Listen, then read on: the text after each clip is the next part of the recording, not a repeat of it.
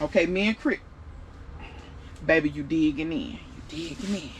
Okay, so me and Chris, see, this is what we, sometimes I can't even get nothing done for him. I know you making bread, but you know your claws is long too. You know that your claws are long. Sitting up here needing and digging into me. But anyway, I leave his claws long, y'all, because he is an outside cat. I'm not saying the claws can save him, but if he do get into a tussle, he got a chance. You declaw your cats, don't put them outside. They good as dead. If anything get a hold to them, they good as dead. Okay, so back to the gardening. All right, y'all. So if you're new to my channel, please think about subscribing. And also, if you're new to my channel, go back and watch some of my old videos. It's a lot of information in the videos. If you happen to like this video and like what I got to say, go back and go. It's a bunch of foolery, a bunch of stuff y'all can look at and laugh at and reminisce on. And I done done all kind of stuff on this channel. But anyhow, the last video I kind of talked about not being so hard on yourself and not beating yourself up, because every failure in the garden may not be just all on you. It could be other factors involved that you're not seeing. So this video, I think I'm going to talk about, say you one of these gardeners that this is yet another gardening. Let's say you've been gardening for a little while and you don't feel like you've been that successful. Like you feel like maybe you've been struggling a little bit. So this video is for y'all. Or for those that doubt they can be successful gardening. Like maybe you're on the fence and you don't even know if you want to start it. You don't know if you can be successful. Okay, that's for you too. Let's lump you into that group too. Okay. If you have not been successful gardening, I'm going to give you a couple of things you can do this go round to help you be successful. Number one, if in previous years you've had a whole bunch of stuff, like maybe you've been watching YouTube. Let me start there. Let's not just mimic what we see other people doing. Let's start there. Don't look at what somebody else do and do exactly what they do. You're not going to get the exact same results as them. You want to know why? You're not them. That's number one. Number two is you don't live in the exact same spot that they live in. You're not gardening in the exact same spot that they garden in. Most likely. I don't know many people that, oh, I'm watching somebody on YouTube. I'm their next door neighbor. That's usually not the case. But if that is the case in some, it's always an exception to the rule. Then, strike that off the list. Number three, because you're not in the same location as them, or really, because you're not in the same location as them, the soil's not going to be exactly the same. The soil is very, very, I know that's a bird. Don't you take off. You have me all clawed up in here. If you going out there, go get him. This cat will claw me trying to get to this bird. You know how they launch off. But anyway, if you just can't mimic what other people do and think you're gonna get the exact same results. Can you potentially get similar results? Yes.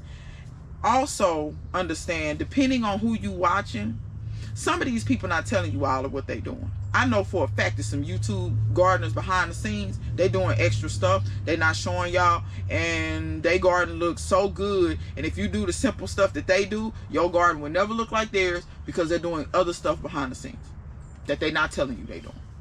Why they doing that? I'm not gonna get into it. I don't know. I don't really affiliate with them. You know what I'm saying?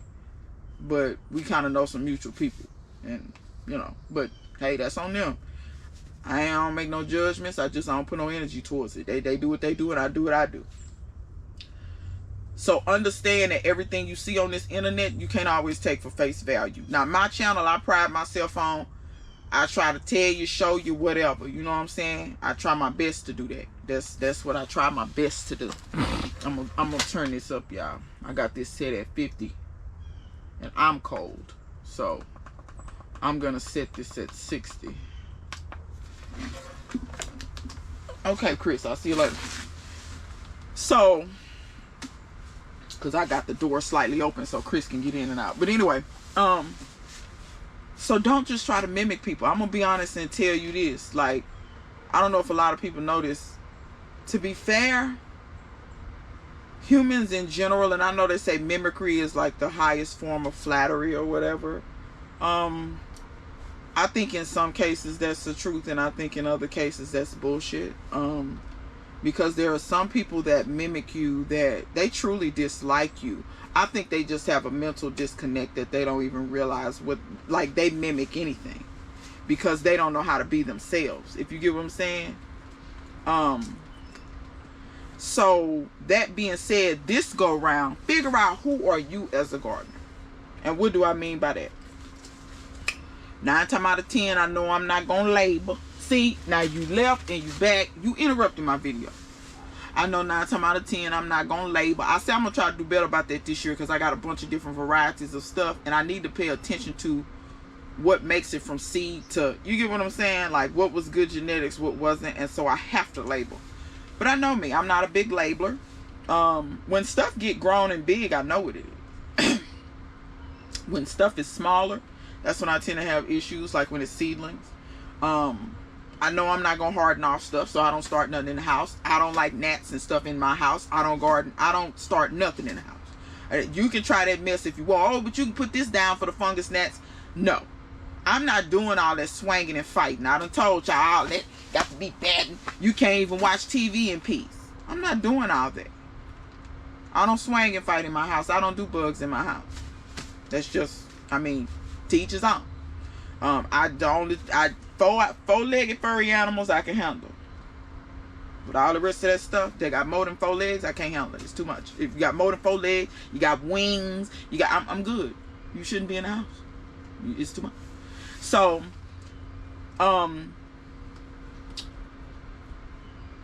also your gardening identity is how permanent of a gardener are you? If you're more of a permanent person where you want to plant it, leave it, forget it, you need to do a bunch of trees and perennials. That's what you need to do. But if you're more of a person who you enjoy the seed starting process, or you're good at the seed starting and raising stuff up from a seed to, then you may want to do a bunch of annuals. Or you could be like me, which is a mix of the two. Now let me tell you this, depending on what you want, some stuff, like if you want figs, they only come on a tree. But the good thing about figs is you can grow them in containers. Most fruit trees you can grow in a container. The tree will not get as large as if it was in the ground, but in some cases that may not be the thing for you. You may be renting, you may have a small yard, you know what I'm saying? You may don't need something that gets 20 feet tall and 40 feet wide. You may not need nothing like that. But then again, you may have 45 acres. But by all means, you plant you an orchard. You get what I'm saying? Establish who you are as a gardener first. Do you like fruits over vegetables? Vegetables over fruits? Are you into the herbs? Are you into all of it? Like I am. I just eat. I don't discriminate against a lot of this food. So, do you have patience for things? For instance, if you don't have patience, certain stuff you may not need to grow. You may not need to grow no fruit tree because it's going to take some years probably before you get some fruit. Figs are fruit pretty fast for you. Mulberries usually are fruit pretty fast. It depends. My Pakistan mulberry is still not fruited. I think it's going to fruit, but it just takes a while. I just now put it in the ground. I think it'll fruit now. We're going to see, though. We're going to see. I don't know if that thing need cold hours. What? I don't know what the hell. Or do you like faster stuff? You need to grow tomatoes. You need to grow lettuce. You need to grow Swiss chard. You need to grow radishes. You need to grow all that fast growing stuff. Spinach. Sprouting broccoli. Certain brassicas like greens, they don't really take that long before you can go head on and start harvesting. That's what you need to grow. Now I'm going to tell you a brassica you don't need to grow if you are impatient. You don't need to grow cabbage. That's the one that's going to take the longest. Something else, if you're impatient, you don't need to grow broccoli. Broccoli going to take a little while. Cauliflower is going to take a little while. So those are some things, you may want to stay away from those. But if you kind of learn how to get you some, say, oh, okay, well, it's going to take me a little time. But see, I just like enjoying seeing how stuff grow. Brussels sprouts, they take a while. And we're going to get into later why some pitfalls that people fall into on the next video. So once you establish your identity as a gardener, then you can say, okay, for instance, let's say I have figured out I like stuff that grows faster. I don't have excuse me, I don't have much patience. I don't have a lot of space. And I like more vegetables. Okay, we done figured at least that out. And you don't have to figure out every nuance of your gardening, because just like everything in your life, it will change and morph into things. So the way you are today is not going to be exactly how you are tomorrow. Right? But you figured out those things at first. So we don't have a lot of space. Let's say we only got a balcony or something. It's natural. You will have to grow in some containers. You're going to be able to grow in the ground. So that was the easy. We knocked that out. But what can we grow in them containers? You like more vegetables and stuff. Okay, well, let's grow some lettuce, some greens, some tomatoes, some peppers. Let's do that. Let's say you like some herbs. Let's do maybe one bigger pot with maybe 3 or 4 different herbs in it. Or if you get the Dollar Tree stackable joints, you can do maybe three or 4 of them stacked and do several herbs around there. And maybe some walking onion. You got to have you some walking onion. You can do garlic in those. And one, if you put one in each thing, that's good. It's big enough to do garlic. So you see what I'm saying? And let me say this: if you've been struggling before, or you never garden, don't start with 100 things. Don't start with 100 things. Do not watch me and the variety that I have and try this. Y'all have to understand that I've been gardening consistently for over 10 years. This is a collection. It's just like when you collect anything else. Gardeners are collectors in a way, especially if you got these fruit trees. Y'all watch Grow What I Eat. That man got more fruit trees than a law, but he ain't gonna go hungry. If something happen around here, I'm going over there so I can go get me some fruit tree. Now, if he find me that greenhouse, he may shoot my head, but I'm gonna try to do what I got to do. But anyway, this is a collection of stuff. It takes time. You know what I'm saying? And I realize some people collect stuff faster. Grow What I Eat. I don't know how long he been gardening. I know he good at it because I may get my tree game up. But even his collection took time, because I've been watching him for more than a year now, and I've watched that collection grow. I think when he first started, that greenhouse was about halfway full. It's full now, and I believe he got another one, because he said something about putting up another greenhouse. That one will be full in a minute. You know what I'm saying? So understand, you can't, and understand this too. I don't know Grow What I Eat background. I'm just using him as an example because he's a good example to look at.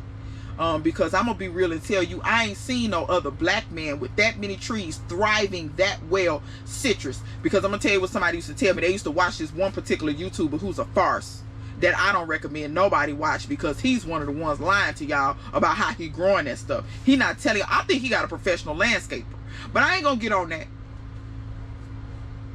Grow What I Eat got more citrus than I ever seen anybody grow, technically in a climate that he really shouldn't be growing it in, and they're all thriving and fruiting.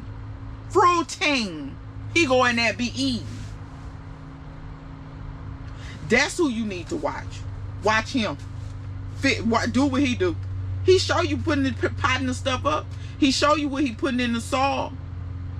It ain't rocket science. He show you. He tell you. And if you ask him, he'll answer you and tell you what he do. So that's what I'm saying. Make sure you watching people who is really out here.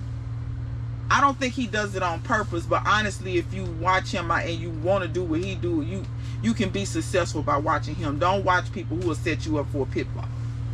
But to get off of that, my point is this. You gather all this stuff over time. You may need to start with 4 or 5 things. I don't know homeboy background. He may grew up in a family full of farmers. I don't know.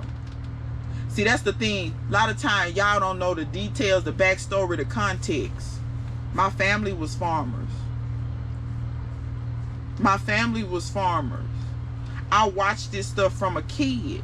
At the time when I'm a kid, I'm not thinking nothing of it. I'm not thinking it's valuable because the stupidity and, TV and different other outside influences, I'm not noticing the value of legacy that's being given to me. The things, the intellectual property that you learn from your family, both good and bad, are legacy. Now, if you take the bad stuff and learn how to tweak it and don't do that stuff, or turn it into something good, get something positive out of it, that's how you get a positive out of that.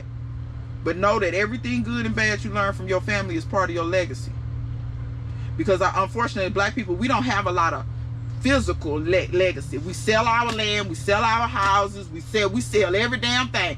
Grandma's house, it's old. Grandma and grandpa worked their whole lives to pay that house off and probably bought it at a time when white folk were burning black folk houses down because they didn't want us to have no place to stay. And you sit up and sell it. But it's okay, sell it for cheap so I can buy it. I'll let your legacy live on, and that be the killing part. These people have kids. I don't even have kids.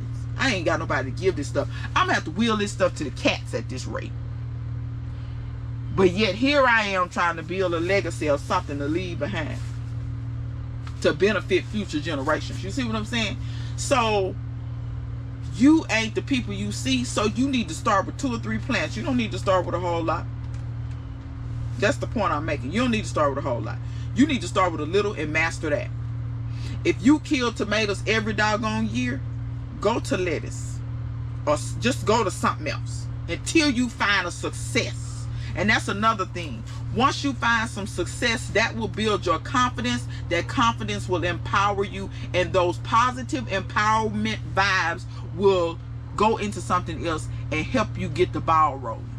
Sometimes you all have failure after failure after failure, and you keep doing the same thing over and over again, and then wonder why you keep failing. Come on now. Come on now. Come on now. And y'all smarter than that. I already know you are. You smarter than that. You really have to get you some wins under your belt. And when you get a win, take time to celebrate that win. It don't matter how little it is. Maybe you planted 100 carrot seeds and you didn't get but 2 carrots. You better save them carrots. You had better save them. Maybe you planted 40 collard green seeds, but you got, you know, enough collards to make you a pot of greens. Celebrate that. You took those few little seeds and you turned it into a meal. Then once you get that, grow them collards again and say, okay, I'm finna do better this time. I ain't give it 2 or 3 plants. Let me see, can I double that? Let me get 6 plants. Same plant, just get more. See what I'm saying?